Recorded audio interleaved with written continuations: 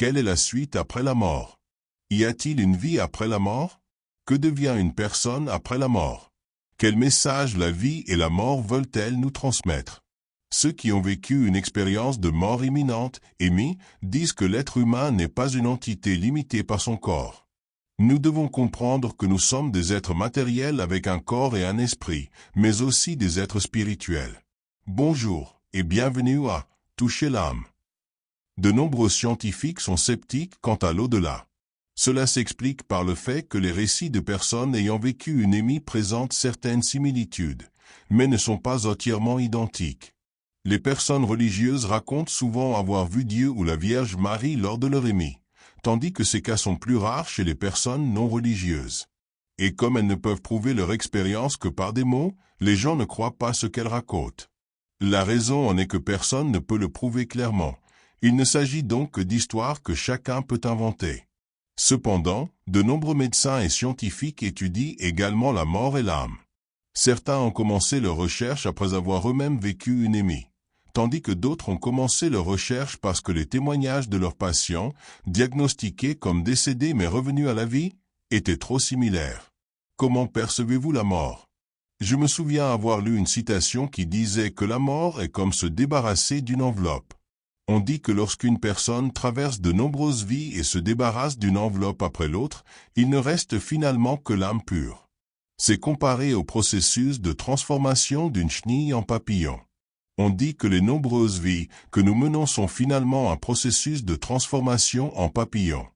Le docteur Dmitri Orlov a déclaré à ceux qui sont sceptiques face aux expériences de mort imminente en évoquant la possibilité de falsification. J'ai suffisamment de preuves pour réfuter cela. L'une d'elles est le témoignage d'enfants. La probabilité que des enfants de moins de 5 ans inventent des histoires entendues dans des livres ou d'autres personnes est très faible. Ces enfants sont à un niveau où il leur est même difficile de comprendre le concept du monde. Le fait que des dizaines de si jeunes enfants témoignent avoir eu une expérience de mort imminente presque identique à celle des adultes a certainement un sens. Les expériences de mort imminente existent réellement.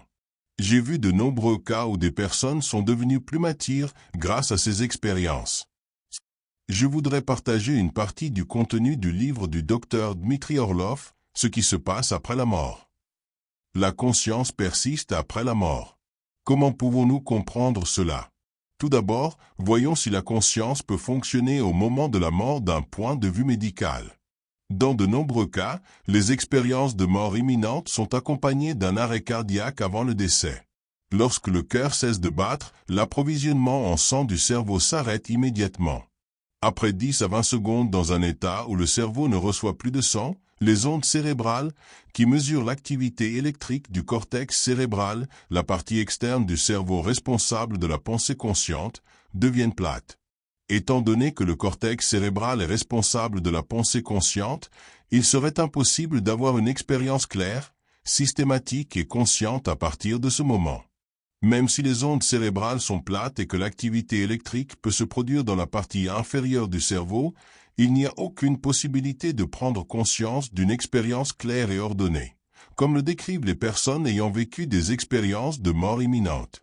Étant donné que la plupart des personnes ayant vécu une Amy témoignent de souvenirs très clairs et précis, les Amy ne peuvent pas être un rêve ou une hallucination. Les descriptions visuelles des Amy montrent clairement à quel point elles sont nettes, dépassant parfois les sens ordinaires. Espérance, qui a vécu une Amy lors d'un arrêt cardiaque, a déclaré « En état de mort, je suis allé dans un endroit avec une belle lumière. Cette lumière était comme la lumière du soleil, mais elle était beaucoup plus belle et avait une teinte dorée beaucoup plus riche. Cet endroit ressemblait à mon quartier. Tout ce que j'aimais et que je voulais voir m'entourait et me regardait. Ils avaient tous l'air très heureux là-bas. » Christine a rapporté ce qui suit après une crise qui a arrêté son cœur et sa respiration.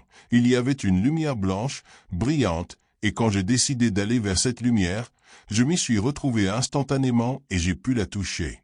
Tout était d'un beau blanc, scintillant comme une flamme, et c'était chaud. Voici le récit de Ruslan, qui a vécu une Amy lors d'un arrêt cardiaque. Au début, j'ai été enveloppé par une lumière blanche et brillante alors que je flottais dans les airs. En descendant, j'ai réalisé que cette lumière blanche n'était pas seulement de la lumière. Je traversais réellement de purs nuages blancs. Après avoir traversé ces nuages, j'ai réalisé que je descendais dans un endroit vraiment magnifique avec des prairies vertes, des rivières, des papillons et des oiseaux. Je ne peux exprimer avec des mots les émotions que je ressentais à ce moment-là, mais c'était incroyablement paisible. La réaction de la médecine et le sens des émis. L'une des raisons pour lesquelles certaines personnes ayant vécu une émie ne veulent pas partager leurs histoires est l'attitude de la plupart de la communauté médicale envers de telles expériences. J'ai entendu de nombreuses histoires de personnes ayant vécu une émie qui ont été déçues par la façon dont les médecins ont traité leurs expériences avec condescendance, alors qu'elles racontaient très précisément des expériences réelles lorsqu'elles étaient proches de la mort et qu'elles ont été réanimées. Même si les médecins pensent que la conscience ne peut pas exister en état de mort d'un point de vue médical, il n'y a aucune raison d'ignorer leurs paroles. Je me demande ce qui se passerait si les médecins écoutaient les récits de leurs patients avant de les ridiculiser. Les médecins examinaient les dossiers médicaux des patients et disaient avec indifférence « N'y pensez pas trop. Ce ne sont que des hallucinations. » Après le départ de ce médecin, l'infirmière s'approchait du patient bouleversé et le réconfortait. Je sais que ce ne sont pas des hallucinations. Nous entendons toujours de telles histoires de la part des patients. C'est le médecin lui-même qui vit dans des illusions. Les points communs des personnes qui affirment avoir vécu une émie sont les suivants. Expérience de sortie du corps et intensification des sens. La première caractéristique de l'expérience de la mort est l'expérience de sortie du corps et l'intensification des sens. Je me sentais plus réel que tout ce que j'avais jamais vécu dans ma vie. Comme si je devenais moi-même transparent, comme du cristal. Finalement, j'ai même eu l'impression de rentrer chez moi dans ma conscience. Le sentiment d'appartenir à quelque chose de puissant sans avoir besoin de s'inquiéter. Le sentiment de complétude. 2. Émotions positives intenses. La troisième est celle des émotions positives intenses. Le langage humain ne peut relativement pas exprimer ce sentiment. Un amour ou une passion parfait, inconditionnel, englobant. La paix, la chaleur, la sécurité, le sentiment d'appartenance, un fort sentiment d'être à la maison, la joie. Tels étaient les sentiments. L'amour, la joie, le bonheur et toutes ces émotions merveilleuses que je pouvais ressentir simultanément. Quand je suis arrivé à cette lumière, toute ma vie était amour et bonheur. Il n'y avait rien d'autre. C'était vraiment intense. Très intense et infini. Je ressentais un amour, une paix et une beauté immense, des sentiments impossibles à décrire avec des mots. 3. L'expérience du tunnel. La quatrième est l'expérience du tunnel. Je volais dans les airs, comme si je glissais sur des vagues, et d'un seul mouvement doux, je suis entré dans un passage en forme de tunnel. Je me sentais très à l'aise, comme si j'étais allongé dans un berceau. Il y avait une lumière vive, et à mesure que je m'en approchais, le tunnel se rétrécissait et devenait plus lumineux. Le tunnel était de couleur dorée avec des cercles bleus et une teinte bleue foncée au loin. 4. Lumière mystique et éblouissante. La cinquième est la lumière mystique et éblouissante. Au bout du tunnel, il y avait une lumière blanche éblouissante. Ses ailes m'ont enveloppé, et je suis aussi devenu une partie de cette lumière. Une lumière vraiment magnifique m'attirait. Dès que cette lumière m'a touché doucement, des larmes ont immédiatement coulé. Au début, c'était une lumière bleue, qui s'est ensuite transformée en blanc. C'était un blanc irisé. Je peux l'appeler une pure pureté. Pure, mais légèrement différente du concept que nous utilisons habituellement. Une pureté que je n'avais jamais vue auparavant et qui est impossible à décrire avec des mots. 5. Réunion avec des êtres chers ou des entités mystiques. La sixième est la réunion avec des êtres chers ou des entités mystiques. J'étais entouré d'entités qui me semblaient familières. Ces entités étaient comme une famille ou de vieux amis avec lesquels j'avais été pour l'éternité. Il serait peut-être plus juste de les appeler une famille spirituelle ou des âmes spirituellement apparentées. La rencontre était comme des retrouvailles tant attendues avec les personnes les plus importantes de ma vie après une longue séparation. Dès que nous nous sommes revus, nous n'avons pu retenir tout notre amour et notre joie. Mon père était à côté de moi, mais je ne pouvais pas le voir de mes yeux. D'autres membres de la famille étaient également là, mais je ne pouvais pas les voir. J'entendais les voix de ma mère et de ma fille. Mais ma fille n'avait qu'environ 2 ans quand elle est morte, et elle avait une voix d'adulte.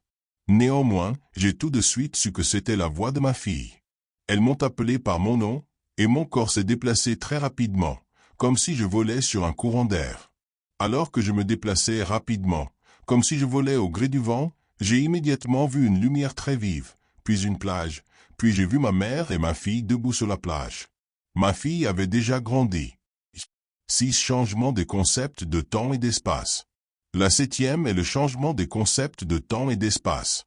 Lorsque j'ai quitté mon corps pour la première fois, j'avais une montre de plongée. J'ai utilisé cette montre pour mesurer la distance que j'avais parcourue, ce qui était une méthode très peu scientifique. Je mesurais en observant le changement de paysage et en utilisant le temps que l'aiguille des secondes indiquait. C'était complètement non scientifique, et la distance était inégale. Parfois, elle restait la même, puis soudainement, en un instant, elle devenait plus longue ou plus courte que la distance précédente. Cependant, ma montre est restée inchangée. D'après mon intuition et mes sensations, j'étais entré dans une zone temporelle différente. Le temps que j'ai mesuré avec ma montre était d'environ 1 heure. Mais quand j'ai demandé à mon partenaire de plonger combien de temps j'étais resté inconscient, il a dit entre 5 et 10 minutes. Ainsi, j'ai encore plus réalisé que le concept de temps que j'avais vécu était différent de la réalité.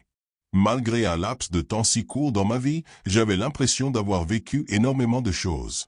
L'endroit où mon âme était allée ne pouvait pas être jugé par la sensation du temps dans cette vie. Le temps et l'espace qui fonctionnaient dans la vie réelle se sont complètement arrêtés. Mais le temps et l'espace là-bas étaient aussi vifs que s'ils étaient vécus en direct. Cette expérience de la vie en accéléré. La 8e est l'expérience de la vie en accéléré. Juste après avoir quitté mon corps, j'ai vu toute ma vie se dérouler devant moi en un instant. J'étais toujours dans la chambre d'hôpital. On m'a dit que j'allais enseigner et aider beaucoup de gens à l'avenir, et c'est exactement ce que je fais maintenant. J'ai vu toutes les choses importantes qui se sont produites dans ma vie, de mon premier anniversaire à mon premier baiser, mes disputes avec mes parents. J'ai vu à quel point j'étais égoïste. Si je pouvais revenir en arrière et changer cela, je ferais de mon mieux. Vous ressentirez les émotions des autres que vous avez blessés et vous ressentirez pleinement leur douleur et leurs sentiments. C'est pour que vous puissiez voir le genre de personne que vous étiez et comment vous avez traité les autres d'un autre point de vue. Lorsque vous aurez une telle expérience, vous serez plus sévère avec vous-même que les autres ne vous jugent. Ce que j'ai vu n'était pas ce que les autres m'avaient fait. J'ai vu exactement ce que j'avais fait aux autres. 8. Contact avec une dimension irréelle. La 9e est le contact avec une dimension irréelle. Au bout du tunnel, il y avait un monde magnifique. Il était inimaginablement pur, paisible et plein d'amour. Le paysage était vraiment magnifique. Le ciel bleu et les collines lointaines, toutes sortes de fleurs, tout était rempli de lumière, comme s'il brillait de l'intérieur, plutôt que de refléter la lumière de l'extérieur. C'était trop beau pour être décrit avec des mots. Au loin, il y avait une ville éblouissante, ou quelque chose qui ressemblait à une ville. Tout était si beau en couleur et en texture. C'était vraiment époustouflant, et je pouvais voir et sentir un monde magnifique et une paix remplie d'amour et de sérénité. À ma gauche, s'étendait un paysage magnifique avec des tulipes en fleurs jusqu'à l'horizon. 9. Acquisition d'une connaissance particulière. La 10e est l'acquisition d'une connaissance particulière.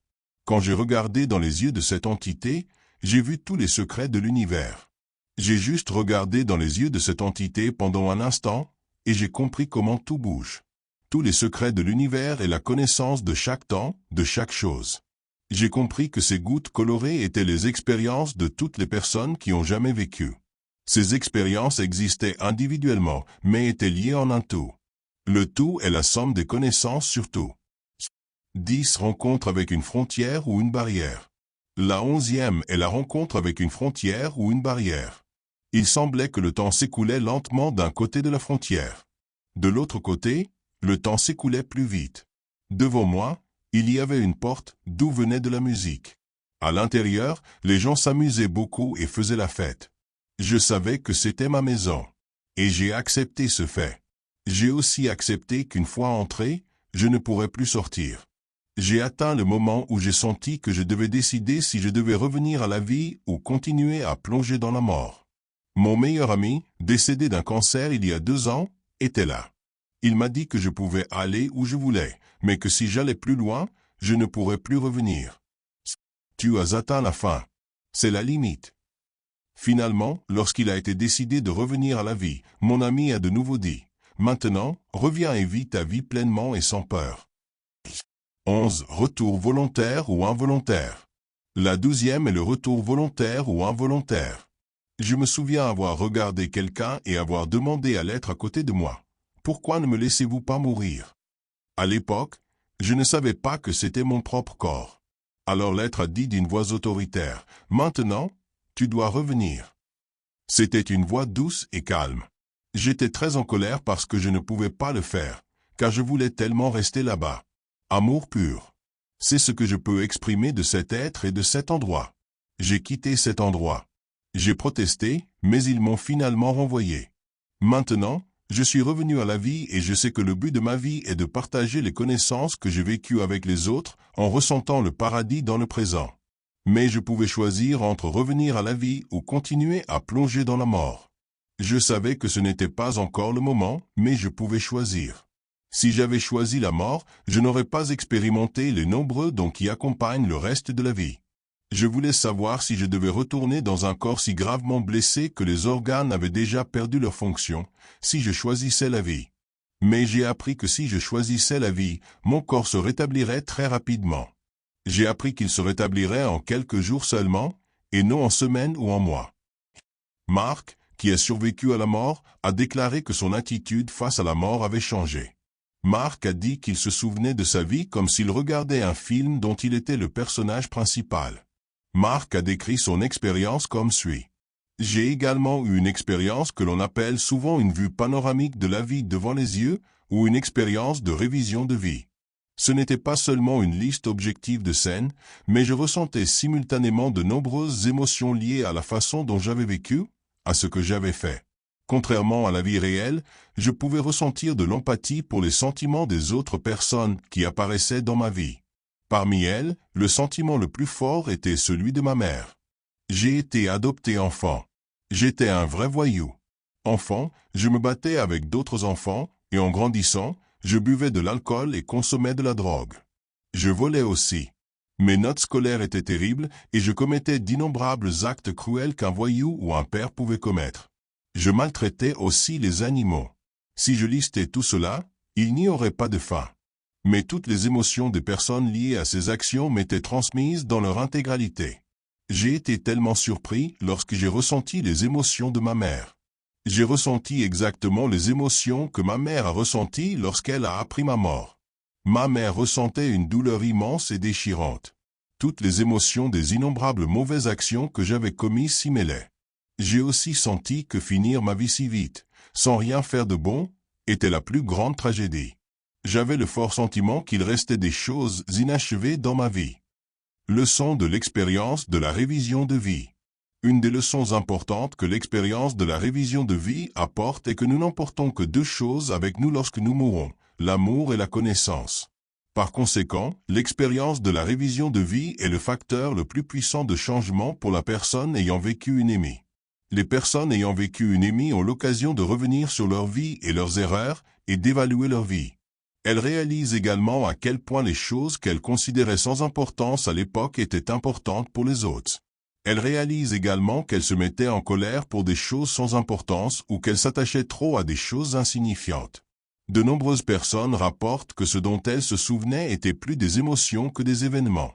Certaines disent que cette expérience leur a permis de ressentir ce que les autres ressentaient à l'égard de leurs actions dans cette vie. L'expérience de la révision de vie aide les personnes ayant vécu une émie à comprendre le but de leur vie. Grâce à cette compréhension de soi, les personnes ayant vécu une émie ont apporté des changements significatifs à leur vie. Quand je suis mort et que j'étais au paradis, j'ai regardé en arrière sur ma vie. J'ai vu tout ce que j'avais fait dans ma vie. J'ai vu toutes mes pensées, mes paroles et mes actions. L'expérience des souvenirs s'est déroulée très rapidement. Mais je pouvais tout comprendre facilement. Quelqu'un ou quelque chose a commencé à vérifier ma conscience. En un clin d'œil, ma vie a commencé à défiler, en commençant par mon enfance. C'était comme une pesée de mes actions de vie. J'ai vu mes pensées, mes actions, mes paroles, ce que j'ai détesté, ce que j'ai aidé, ce que je n'ai pas aidé, et ce que j'aurais dû aider. Comme dans un film, J'ai vu d'innombrables personnes, une par une. J'ai vu à quel point j'étais cruel avec les gens, comment je pouvais les aider, et à quel point j'étais cruel avec les animaux, y compris ce que je n'avais pas l'intention de faire. Oui, les animaux aussi avaient des sentiments. J'avais tellement honte que je ne pouvais pas lever la tête. J'ai vu comment ce que j'ai fait et ce que je n'ai pas fait a en fait créé des ondes dans la vie des autres. Ce n'est qu'alors que j'ai réalisé comment chaque petite décision et chaque choix affectent le monde. Le sentiment de déception était si vif. Et pourtant, curieusement, même si je me sentais si mal, j'avais le sentiment que les êtres supérieurs étaient compatissants et acceptaient mes défauts. Je n'ai plus peur de la mort. Mon âme sait maintenant qu'il y a beaucoup plus après la mort. Je crois que je recevrai une vie après la mort en récompense, parce que j'ai appris ce que je devais apprendre et que j'ai compris ce que je devais achever. La mort peut être un sujet triste, mais j'espère que vous pourrez ressentir cet amour intense que les personnes ayant vécu la mort disent avoir ressenti. Comment l'avez-vous perçu? Que vous y croyez ou non, le choix vous appartient toujours. Je crois aussi que la mort ne peut pas être une fin. Je crois que la vie que nous vivons est un processus d'apprentissage, car ce n'est qu'alors que la vie devient intéressante. Nous vivons et pensons que nous vivons le même jour tous les jours. Mais en fait, aucun jour de notre vie n'a été le même. Il ne peut pas y avoir de jours identiques. Le temps ne recule pas et ne s'arrête pas. C'est juste que nous nous comportons, parlons et pensons de la même manière. Si nous portons un nouveau regard sur le quotidien répétitif, quelque chose de nouveau apparaîtra. Même si rien ne change, nous pouvons toujours porter un nouveau regard sur la beauté de ce monde. Une nouvelle sensation, un nouveau quotidien, une nouvelle action et un nouveau moi. C'est ainsi que se crée une nouvelle vie. Un jour, face à la mort, viendra le jour où nous pourrons fièrement nous débarrasser de notre enveloppe, en disant que nous avons vécu une vie intéressante et épanouissante dont nous n'avons pas à rougir. Et tout a changé. Quand j'ai appris cette vérité, je me suis senti frappé par la foudre. J'ai compris qu'en étant moi-même, c'est-à-dire l'amour, je pouvais me guérir et guérir les autres. Avant, je n'avais jamais pu comprendre cela. Mais maintenant, c'était si clair. Si nous sommes tout un et faisons partie d'un tout, et que ce tout est l'amour inconditionnel, alors notre nature doit aussi être l'amour. La maladie de l'esprit engendre la maladie du corps. On dit que les maladies de l'âme engendrent les maladies du corps. Lorsque l'âme est faible et assombrie, les gens tombent facilement malades. Et lorsqu'ils tombent malades dans cet état, la maladie est difficile à guérir. Mais lorsque l'âme est forte et joyeuse, même les maladies existantes disparaissent. J'ai récemment entendu une histoire assez surprenante. Je n'avais pas dîné seul avec ma mère depuis longtemps, et nous avons commencé à discuter. Entre autres choses, nous avons parlé du cancer. Et ma mère a dit qu'il y a environ 7 ans, elle avait aussi eu un cancer. J'ai été très surpris et j'ai demandé pourquoi elle n'avait rien dit. Et ma mère a répondu qu'elle s'était rétablie naturellement. Maman a dit qu'on lui avait diagnostiqué un cancer, mais qu'elle ne voulait absolument pas être hospitalisée, et que si elle le faisait, elle causerait encore plus d'ennuis à beaucoup de gens, alors elle a pensé que s'il ne lui restait pas longtemps à vivre, elle vivrait simplement sa vie heureusement et partirait. Maman a dit qu'avec cette pensée, elle avait commencé à voyager plus souvent avec des amis, à profiter davantage de son travail et à manger beaucoup d'aliments sains. Elle a également vu plus souvent ses enfants et écouté plus de bonne musique pour se sentir mieux. Maman a dit que même si on lui avait diagnostiqué un cancer, elle n'avait pas peur de la mort. Maman a dit que, comme elle pensait qu'elle allait profiter de ce qu'elle n'avait pas fait, elle ne ressentait aucune douleur, même sans aller à l'hôpital. Et ces dernières années, lors des examens médicaux annuels, aucune cellule cancéreuse n'a plus été détectée. Quand j'ai dit qu'elle aurait dû me le dire, ma mère a répondu: « La maladie ne disparaîtra pas juste parce que quelqu'un s'inquiète pour moi, et je ne voulais pas qu'on me considère comme malade. Mon anxiété suffit, je ne voulais pas attrister beaucoup de gens, car je ne pouvais pas les aider. J'ai donc pris la ferme décision de surmonter cela seul et de profiter du reste de ma vie, et peut-être grâce à cela, j'ai pu obtenir un si bon diagnostic de santé. Je continuerai à vivre ainsi. » Ma mère a souri aussi brillamment qu'une enfant et a parlé comme si de rien n'était. N'importe qui ne peut s'empêcher de s'inquiéter en entendant le mot cancer. Mais certaines personnes continuent de se détruire, tandis que d'autres pensent: « D'accord, je vais juste profiter du reste de ma vie. » Je crois aussi que je ressemble à ma mère. Comme je sais qu'une forte anxiété ne me fera pas guérir rapidement, je pense généralement que je guérirai bientôt. Peut-être certains d'entre vous ont-ils lu le livre d'Anita Moorjani. Elle a été morte pendant 30 heures d'un cancer, était entre la vie et la mort, puis elle est revenue à la vie. Et elle dit que grâce à cela, elle a acquis une nouvelle vision du monde. Les personnes ayant vécu une émie disent souvent la même chose qu'elle. Elles ont appris que la mort n'est jamais une fin. Et elles ont également appris que ce monde est vraiment magnifique. Nous oublions facilement ce monde magnifique et la nature sous prétexte que nous sommes occupés à gagner notre vie. Parce qu'il existe de manière si évidente, nous ne réalisons pas sa valeur. Par conséquent, nous ne valorisons que la valeur de l'argent et nous accordons une grande valeur aux biens matériels.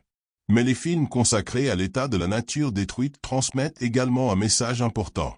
Ils disent que les choses les plus évidentes qui créent notre vie quotidienne et dont nous ne soupçonnons même pas l'existence sont les plus belles et les plus précieuses et qu'elles ne peuvent être achetées avec de l'argent. Anita Moorjani. Tout a changé. Anita Moorjani, dans son livre « Tout a changé », dit ce qui suit. Quand je suis morte, j'ai eu l'impression de me réveiller d'un rêve. Je n'ai pas eu l'impression de me déplacer quelque part, mais j'ai eu l'impression de me réveiller les yeux grands ouverts et de devenir un être dont tous les sens étaient éveillés. J'avais une vue à 360 degrés et une synesthésie complète. Tous mes sens étaient ressentis simultanément. Je pouvais voir, entendre, ressentir et savoir tout ce qui me concernait. Mystérieusement, je vivais simultanément dans le passé et le futur. Je savais aussi tout ce qui m'arrivait, qu'il y ait un mur ou que l'espace soit divisé. Je peux dire que c'était une sensation comme si l'on ouvrait les yeux pour la première fois et que l'on voyait le vrai monde après avoir vécu aveugle, sans voir le monde. Je n'allais nulle part, mais je pouvais clairement voir la vraie nature du monde de mes propres yeux. J'ai été très surprise d'apprendre que tout ce que je ressens affecte l'univers. Tout cet univers était en moi. Je savais que quand je suis heureuse, l'univers est heureux aussi. Quand je m'aime, tout le monde m'aime aussi. Je crois donc que nous créons la réalité telle que nous l'imaginons. Quand j'étais en état d'éveil, je sentais que cette existence tridimensionnelle n'était qu'une somme de mes pensées. L'argent en lui-même n'a aucun pouvoir. C'est nous qui donnons du pouvoir à l'argent. Il en va de même pour tout le reste. Tout peut être perçu comme bon ou mauvais et utilisé de cette manière, mais fondamentalement, tout est neutre. C'est juste qu'à chaque fois, nous choisissons de lui donner du pouvoir. Nous portons des jugements sur tout ce que nous vivons ou faisons. Nous créons des croyances spécifiques à leur sujet et leur donnons des émotions. Ainsi, nous créons instantanément des situations dans lesquelles nous devons lutter pour nous défendre contre des situations qui ne nous conviennent pas. Bien sûr, c'est aussi une partie importante de l'amour de ce monde. Dans ce monde, nous vivons toujours en décidant ce qui est bon, mauvais, positif ou négatif. Mais la mort transcende la dualité. Elle va au-delà de la religion, de la culture et de toutes les autres valeurs et croyances que nous avons. Nous ne sommes rien de tout cela. Nous nous exprimons simplement à travers elle à ce moment-là. Nous sommes bien plus. Dans l'état d'émie, tout devient très clair. Je ne m'exprime plus en état de dualité. Je réalise aussi qu'il n'y a pas de séparation entre l'intérieur et l'extérieur. Je suis devenu la source de tout, et je suis devenu. Toute la guérison est venue de la réalisation que je ne suis pas séparé de la source. J'ai réalisé que mon corps n'existait pas sous forme matérielle. J'étais juste de l'énergie pure. Et j'étais bien plus que mon corps. Je savais que cet amas d'énergie illimitée, étonnant et majestueux, était mon vrai moi. Le corps n'était qu'une mesure de la façon dont cette force vitale s'exprime. Quand certaines personnes disent qu'elles sont dans un état de haute vibration, je pense qu'elles le disent dans le sens où elles laissent leur vraie grandeur entrer davantage en elles-mêmes. Leur fréquence vibratoire est donc vraiment élevée. Comme leur énergie positive est forte, leur existence matérielle est également forte. Mais en réalité, en regardant le monde de la source, il n'y a pas de concept de qui est plus fort ou qui est plus faible. Tout est également majestueux et étonnant.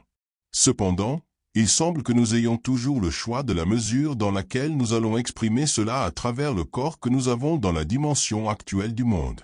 Et le concept de pardon prend un tout autre sens. J'ai compris que la personne que je ne pouvais pas pardonner n'avait jamais été une autre personne.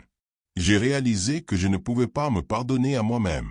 Quand je suis morte, je n'avais là-bas que l'esprit qui comprenait pourquoi j'avais fait tout cela. J'ai réalisé. J'ai compris que nous sommes tous des enfants parfaits et magnifiques de l'univers. Non pas le jugement ou le blâme, mais seulement l'amour inconditionnel est notre droit inné. Et le plus important, nous n'avions rien à faire pour recevoir cet amour inconditionnel. C'est notre vraie nature. Quand quelque chose vient du centre de notre être, cela cesse d'être une action. C'est notre être lui-même. Nous devenons un instrument pour exprimer quelque chose sur cette planète. La dimension qui nous relie à l'intérieur n'a pas de séparation entre moi et l'univers. Ce que je fais pour le tout, je le fais aussi pour moi-même. Je sais que l'inverse est également vrai. Si nous faisons quelque chose par sens du devoir ou de la responsabilité, notre humeur sera lourde et sérieuse. Nous serons épuisés et nous aurons besoin de plus d'énergie. Ce n'est pas bon pour nous-mêmes et ce n'est pas bon pour ceux que nous aidons. Quand l'acte d'aider les autres ou de faire quelque chose vient du centre de notre être, c'est la plus haute forme d'amour de soi. Les actions qui viennent du cœur allègent notre cœur et nous inspirent même. Cela contribue à l'élévation et à l'accroissement de la valeur de nous-mêmes et de ceux qui nous entourent. Je considère le karma comme un concept d'équilibre et non comme une relation de cause à effet. Je ne pense pas qu'il y ait de bon ou de mauvais karma. Je pense simplement que tous les aspects de la vie sont nécessaires pour créer un tout. J'ai réalisé que les vies passées, la vie présente, les vies futures, les vies dont je n'ai pas encore connaissance, et les vies qu'il est impossible de connaître, tout existe simultanément. Je savais que j'étais déjà tout ce que je désirais. J'ai compris que le bien ou le mal, le positif ou le négatif, tout cela fait simplement partie d'un tout parfait et équilibré. Je savais que nous étions tous liés. J'ai compris que non seulement tous les êtres humains et vivants, mais aussi tout dans l'univers est lié en un tout. Ce fut une réalisation vraiment incroyable. Et j'ai compris que mon cancer n'était pas une punition pour mes erreurs, et ce n'était pas le résultat d'un acte que j'avais commis. Et je ne vivais pas ce mauvais karma sous forme de cancer. À chaque instant, il y avait des possibilités illimitées, et le moment précis était l'aboutissement de toutes les décisions, choix et pensées que j'avais pris auparavant. J'ai réalisé que mes nombreuses peurs et mon immense force négative s'étaient manifestées dans cette maladie. Je n'étais pas puni, c'était le résultat de la peur et de l'anxiété que j'avais continuellement nourri. La maladie n'était pas le corps, mais moi-même. Je savais ce que je devais faire maintenant. La seule chose que je devais faire était d'être moi-même. J'ai compris. J'ai réalisé que tout au long de ma vie passée, je n'avais qu'une seule chose à faire. Je devais simplement être moi-même sans aucun sentiment ou jugement que j'avais des défauts. J'ai clairement compris que notre essence, son cœur, est composé d'amour pur. Nous sommes tous un pur amour. Nous sommes nous-mêmes une énergie d'amour pur. Chacun d'entre nous est ainsi. Si nous venons du tout et que nous retournons au tout, comment ne pas être amour? Par conséquent, être amour et être soi-même, c'est la même chose. J'ai aussi appris qu'en réalisant cette vérité, vous n'aurez jamais peur d'être vous-même. Quand je suis devenu moi-même, c'est-à-dire l'amour, j'ai compris que je pouvais guérir non seulement moi-même, mais aussi les autres. Je savais que c'était vraiment le seul but de la vie. Être soi-même, vivre sa vérité, être l'amour qui est ma vraie nature. Je sentais les âmes aimantes autour de moi me dire, « Maintenant, tu sais qui tu es vraiment, alors retourne à toi-même et vis ta vie sans peur. » Quand tu connais la raison de ton existence, quand tu es toujours au centre, quand tu te réalises au cœur de l'univers et que tu sens la grandeur de ton être, quand tu te sens connecté à tout, quand tu te sens un avec tout, le temps et l'espace et musique deviennent insignifiants. Et tu comprends clairement que ton existence même est puissante et majestueuse, et quelle est la force même de l'amour inconditionnel et inconditionnellement aimé. Maintenant, tu sais toi-même que rien ne peut te faire de mal. Tu sais que c'est la peur qui t'a détruit. Tu sais que tu l'as choisi et créé. Nous sommes nous-mêmes une partie sacrée d'un grand tout. Le but de la vie est de permettre à plus d'expériences, à des expériences plus merveilleuses d'arriver. Cette prise de conscience changera naturellement complètement notre vision du monde. Je suis un avec l'énergie de l'univers, et en fait, je suis moi-même l'énergie de l'univers. Tout ce dont j'ai besoin est déjà en moi. Viendra un jour où vous saurez vous-même que ce dont vous avez besoin vous sera donné si vous vivez comme votre vrai moi, en étant toujours au centre et en vous ouvrant à ce que vous considérez comme vrai. Maintenant, tu sais qui tu es vraiment, alors retourne à toi-même et vis ta vie sans peur. J'ai vu le paradis. Pendant ce temps, j'étais dans les nuages. De grands nuages roses et blancs étaient clairement visibles dans un ciel bleu foncé. Bien au-dessus de ces nuages, des êtres sphériques transparents volaient dans le ciel en arc de cercle, laissant derrière eux une longue traînée. Étaient-ce des oiseaux ou des anges? Aucun mot ne pouvait les décrire. Ils étaient complètement différents de tout ce que je connaissais sur Terre. Ils étaient des êtres plus évolués, supérieurs.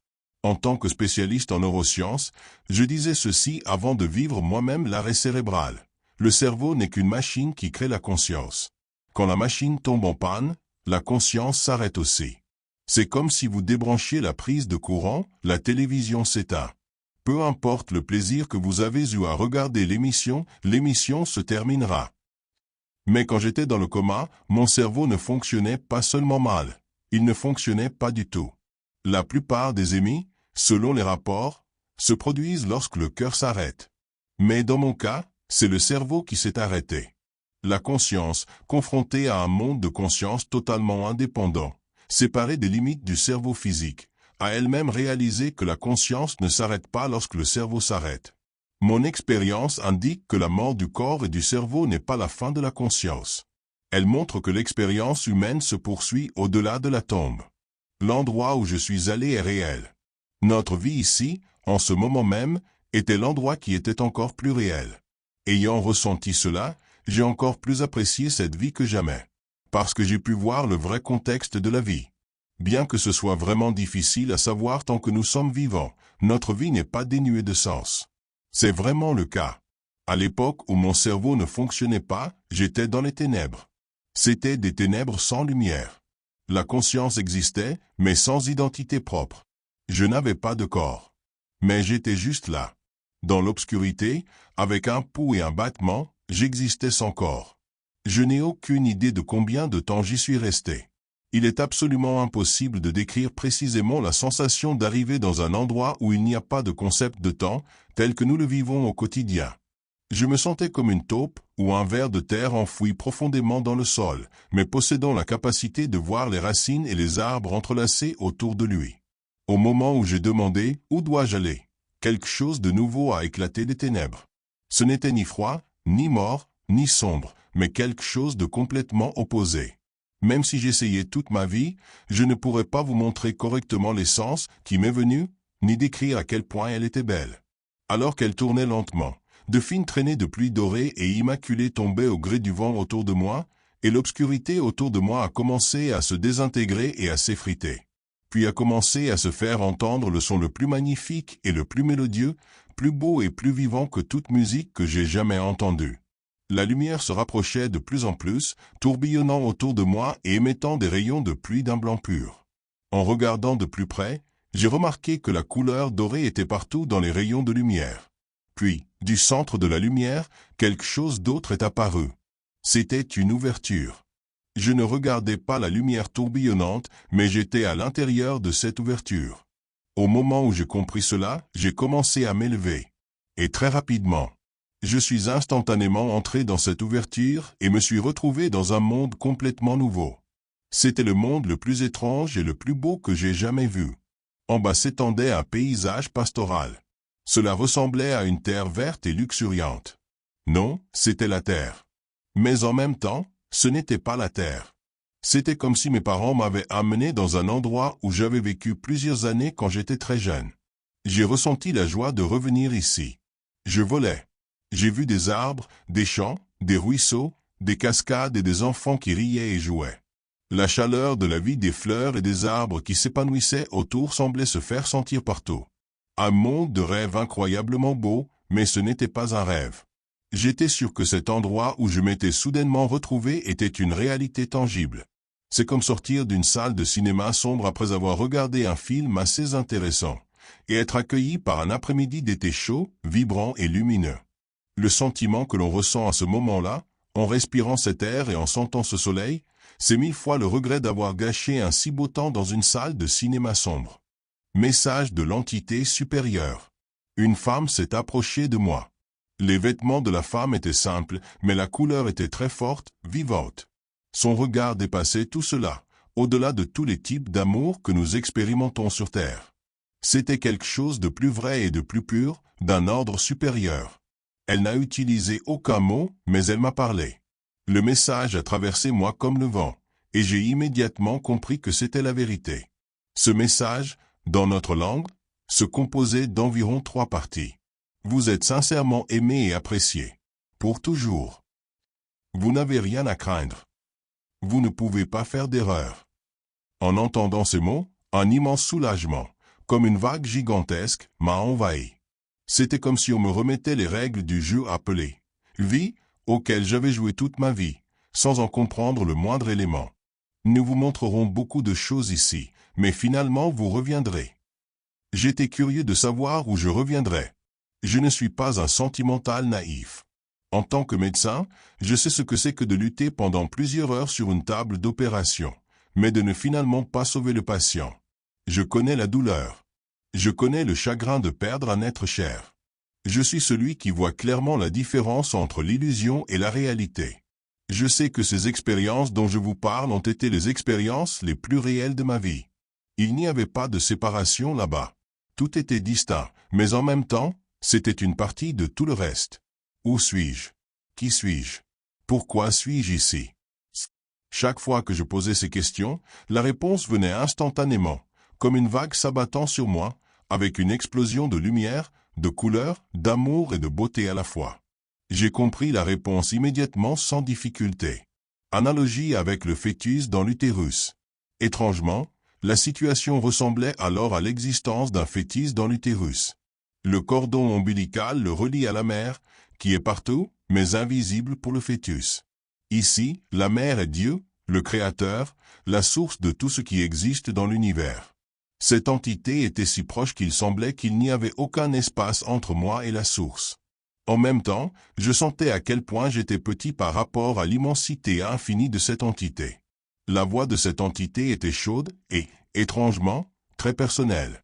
À travers la sphère, l'entité m'a dit qu'il n'existait pas qu'un seul univers, mais en fait bien plus d'univers que je ne pouvais l'imaginer. Elle m'a dit qu'à la base de tous ces univers se trouvait l'amour. Elle disait que la raison pour laquelle le mal est inévitable dans cet univers est que sans le mal, il n'y aurait pas de liberté. Et sans liberté, nous ne pourrions pas grandir. C'est-à-dire que nous n'aurions pas la possibilité d'avancer et de devenir ce que Dieu désire que nous soyons. Même si le mal semble parfois terrible et très puissant dans notre monde, dans le tableau d'ensemble, l'amour prévaut, et finalement l'amour vaincra. J'ai vu d'innombrables vies dans d'innombrables univers. Parmi eux, il y avait des univers habités par des êtres beaucoup plus développés intellectuellement que nous.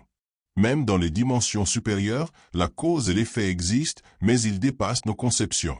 Le monde du temps et de l'espace dans lequel nous vivons sur cette terre est étroitement et complexement lié à ces mondes supérieurs. Cela signifie que ces mondes ne sont pas complètement séparés de nous, car tous ces mondes font partie de la réalité divine qui gouverne tout. Les êtres des mondes supérieurs peuvent accéder à notre monde à tout moment ou dans n'importe quel espace. Si je devais écrire tout ce que j'ai appris là-bas, le reste de ma vie, ou même plus, ne suffirait pas. Pas une compréhension ou une conviction, mais une perspicacité directe. Les informations qui m'étaient données étaient instantanément et définitivement stockées, sans qu'il soit nécessaire de les mémoriser. L'apprentissage était immense. Mais tout cela n'avait pas d'importance. En fin de compte, j'ai appris ce qui est vraiment important, la seule chose qui compte. Tu es aimé et apprécié. Tu n'as rien à craindre. Tu ne peux pas faire d'erreur. Si ces phrases étaient résumées en un seul mot, ce serait le mot amour. Sans aucun doute, l'amour est la base de tout. Non pas un amour abstrait difficile à appréhender, mais l'amour quotidien que nous connaissons tous est le fondement de tout. Quand l'amour est dans sa forme la plus pure et la plus puissante, c'est l'amour inconditionnel, non jaloux et non égoïste. Le sentiment d'amour illimité que nous ressentons en regardant un conjoint et des enfants, ou nos animaux de compagnie bien-aimés, est la vérité des vérités, et la vérité des vérités vivant au plus profond de tout ce qui est vivant. Quiconque ne le sait pas et ne le met pas en pratique ne comprendra jamais vraiment qui il est et ce qu'il est. En tant que médecin, en tant que scientifique, je peux dire que l'amour n'est pas seulement la seule émotion importante dans le monde, mais aussi la seule vérité scientifique importante et suprême. Le principal obstacle que la plupart des personnes ayant vécu une émie doivent surmonter n'est pas la difficulté à s'adapter au cadre limité de ce monde, mais la difficulté à transmettre ce que l'amour qu'elles ont ressenti là-bas ressent réellement. Mais au fond de nous, nous savons déjà tout. Nous sommes capables de restaurer notre essence et notre connexion d'origine, mais nous l'oublions simplement. Imaginez à quel point notre vision du monde serait limitée si vous n'aviez jamais vu le ciel nocturne parsemé d'étoiles. Nous ne pouvons voir que ce que les filtres de notre cerveau nous permettent de voir. Notre cerveau, en particulier l'hémisphère gauche, responsable du langage et de la logique, engendre le sentiment de rationalité et la perception de la personnalité ou de l'ego, et cela constitue un obstacle qui nous empêche de connaître et de vivre les dimensions supérieures. Nous devons comprendre cela et restaurer davantage de connaissances sur les dimensions supérieures tant que notre cerveau fonctionne pleinement, c'est-à-dire tant que nous sommes en vie sur Terre. Cela signifie que nous ne devons pas acquérir ce qui n'existe pas, mais éveiller et restaurer ce qui existe déjà. Science et spiritualité. De nombreuses personnes affirment toujours avec insistance que la science et la spiritualité sont incompatibles. Elles ont tort. Cette vérité est la vérité supérieure transmise depuis les temps anciens. Nous ne devons plus nous en détourner. L'amour inconditionnel et l'acceptation que j'ai vécue lors de mon voyage mortel ont été, sans aucun doute, la découverte la plus importante et la seule que j'ai pu faire. Et c'est aussi le contenu clé pour dévoiler les autres leçons que j'y ai tirées. Je ressens dans mon cœur que partager ces messages avec les gens est la tâche la plus importante de ma vie. Le progrès vers les mondes supérieurs a une tendance graduelle. Nous devons nous défaire de tout attachement que nous avons pour progresser dans les dimensions supérieures ou plus profondes. Si nous en apprenons trop sur le monde spirituel maintenant, la vie sur Terre, qui est déjà difficile, deviendra encore plus difficile. Cela ne signifie pas que nous ne devrions pas prendre conscience de ce monde maintenant. Cela signifie simplement qu'une conscience excessive de la grandeur et de l'immensité de ces mondes peut nous empêcher de vivre correctement sur Terre. Je crois que cet univers a un but. Bien qu'il faudra des années pour le comprendre avec un cerveau matériel, je crois qu'une grande partie de cette connaissance continuera à se révéler si je travaille dur. J'ai déjà goûté à des types de connaissances plus vastes et différents par la mort, et je suis toujours en train d'apprendre. Nous sommes des êtres libres. Mais nous sommes entièrement entourés d'un environnement où tout conspire pour que nous nous sentions non libres. Le libre arbitre est la fonction la plus importante dans notre rôle sur Terre. Un jour, nous découvrirons tous que cette fonction joue un rôle plus important, nous permettant de nous élever dans d'autres dimensions intemporelles. Comparée à d'autres dimensions, notre vie sur Terre peut sembler insignifiante. Mais notre vie est très, très importante. Notre rôle ici est de croître vers la divinité. Les êtres d'au-delà, c'est-à-dire les âmes et les sphères lumineuses, observent attentivement notre croissance. Notre corps physique et notre cerveau sont des produits de la Terre, évoluer selon les besoins de la Terre. Nous sommes des êtres spirituels qui habitent ces corps et cerveaux finis. En fait, c'est nous, en tant qu'êtres spirituels, qui faisons des choix. Nous ne sommes pas des êtres qui ne doivent vivre que selon les dictats du cerveau et du corps, mais nous sommes des êtres qui sont toujours au-dessus d'eux. Les véritables pensées ne sont pas créées matériellement, mais avant le matériel. Notre vrai moi intérieur est totalement libre. Ce moi ne se contracte pas et ne se déshonore pas à cause des actions passées. Il ne se soucie pas du statut ou de la position.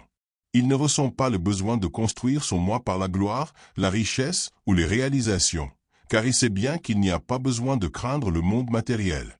C'est ce vrai moi spirituel que nous retrouverons tous un jour. Mais pour atteindre un aspect si étonnant de notre moi, nous devons faire tous les efforts que nous pouvons. C'est ce moi spirituel qui vit en nous en ce moment même. Dieu désire vraiment que nous devenions de tels êtres. L'essence même du monde spirituel est composée d'un tel amour et d'une telle compassion. Même si nous sommes enfermés dans ce monde, nous devons être capables de devenir comme ce monde spirituel. Notre moi spirituel, Dieu, c'est que nous sommes dans un état doublé. Et c'est pourquoi Dieu nous aide à nous développer spirituellement à travers diverses expériences. Peut-être que ce qui m'arrive n'est pas une coïncidence, mais des expériences inévitables. Dans un monde matérialiste, nous ne savons pas qui nous sommes vraiment, d'où nous venons et où nous allons, et nous nous sentons à tort orphelins. Tant que nous ne nous souviendrons pas de l'amour inconditionnel de l'univers et du fait que nous sommes liés les uns aux autres dans une dimension plus vaste, nous vivrons toujours avec un sentiment de perdition. De quel point de vue considérez-vous votre vie? Pensez-vous que vous vivez en vous débrouillant à peine chaque jour? Hélène Keller, la célèbre écrivaine et militante socialiste américaine, qui a mené une vie heureuse et merveilleuse sans voir ni entendre, disait aux gens qu'elle rencontrait, « Utilisez vos yeux comme si vous pouviez devenir aveugle demain. Profitez de la musique et écoutez le chant des oiseaux, et profitez des sons de la nature et de la belle harmonie de l'orchestre, comme si vous pouviez devenir sourd demain. Inspirez les parfums des fleurs et goûtez chaque cuillerée de nourriture, comme si vous ne pouviez plus jamais sentir ou goûter. De nombreuses personnes recherchent la vérité de la vie. Juste ici, juste maintenant, ce moment, une fois qu'il est passé, ne reviendra jamais. Cet endroit où je me trouve maintenant contient toutes les vérités. Notre vie quotidienne est une gratitude, et nous sommes tous la source même de l'amour. Rappelez-vous qu'aucune leçon sur terre n'est vaine, que tout a un but, que vous êtes aimé et apprécié, que vous n'avez rien à craindre. En fin de compte, rappelez-vous que nous sommes tous ensemble dans l'amour. Merci.